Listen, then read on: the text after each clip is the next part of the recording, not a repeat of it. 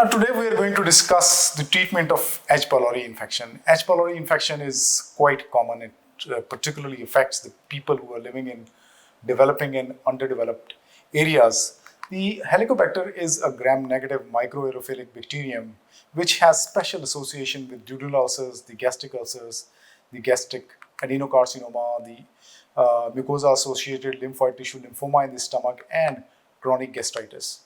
Now, patients who are living in high endemic areas, they have a high prevalence of this organism, and the problem is the challenges which the treating physicians in these areas face, because the transmission is fecal and oral, and you see there is no effective vaccine available which can prevent the transmission or which can cause the development of immunity against this organism. The strategies of transmission, they revolve around the horizontal spread of this infection, but in most of the countries which are underdeveloped or developing, these measures are not adequate to prevent the fecal oral transmission of this organism. And then you see there is inadequate availability of single diagnostic test on which you can plan the treatment strategies. And then you see there is emerging antimicrobial resistance, which is causing more and more problem. And then finally, we've got increasing rates of reinfection in the long term with this organism. So all these, they cause problem in planning and maintaining treatment remissions in these patients.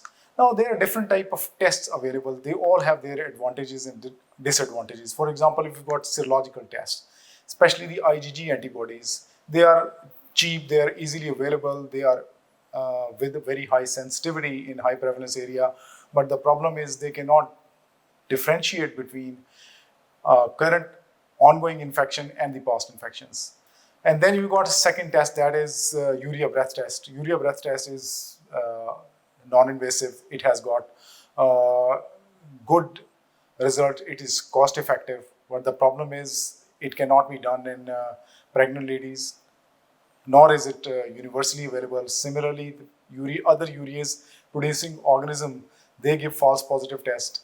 The false negative test may be seen in patients who are on high dose PPI or H2 blockers or antibiotics, or they've got gastric emptying, or if they've got conditions like surgical conditions like antrectomy, or they've got other drainage procedures done on the stomach. In those patients, it's not a very good test of choice. And then you've got fecal test. You can test fecal antigens. Fecal antigens are cheap. They can be done in children. They can be done in pregnant ladies. But the problem is that they become negative if the patient is on acid suppressive therapies, or if the patient has taken antibiotics. And the second problem with this test is that the procedure itself is quite cumbersome.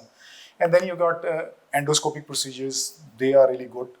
The rapid urease test can give you a result in 30 minutes, and you can take the specimen for histopathology and culturing this organism. But the problem is endoscopy is invasive. It's not universally available. Patient may require sedation.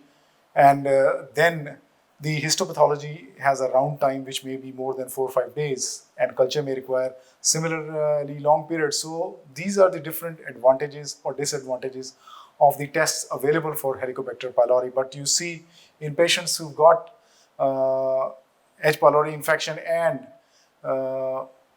the treating physicians, they can plan some strategies to customize how to investigate and when to treat these patients. For example, if the patient requires long-term non-aspirin or non-steroidal anti-inflammatory drugs, for example, if the patient has cardiovascular disease, atherosclerotic cardiovascular disease, or patient has ischemic strokes or peripheral arterial disease for which the patient requires long-term aspirin.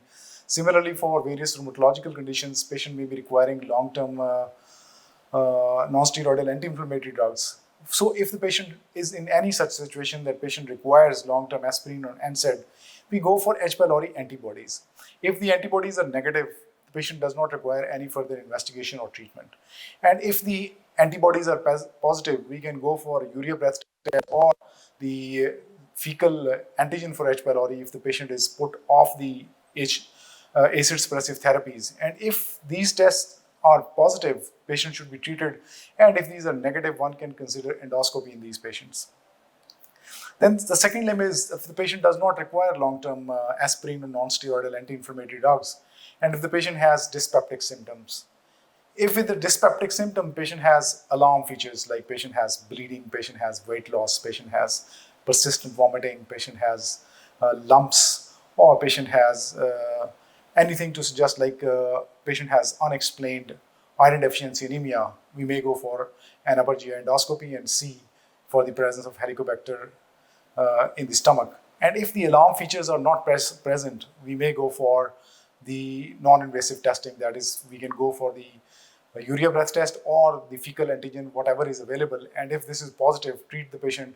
If this is negative, then you may consider, depending upon the clinical situation, you may consider doing endoscopy in these patients. And then if the patient is planned for treatment, you decide patient is treatment naive or treatment experienced. If the patient is treatment naive, look if the patient is penicillin allergic or the patient is not penicillin allergic. So we see first the patients who are treatment naive but they are penicillin non-allergic. What are the options available for patients who are penicillin non-allergic? We can go for a triple therapy, we can go for quadruple bismuth therapy, we can go for concomitant therapy, we can go for sequential therapy, and we can go for levofloxacin sequential therapies. These are the different treatment options available.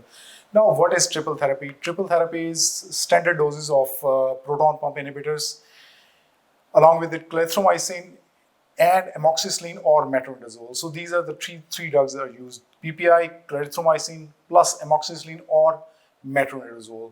And then you got quadruple therapy. You got PPI plus bismuth citrate or bismuth subsalicylate. You can have tetracycline and metronidazole.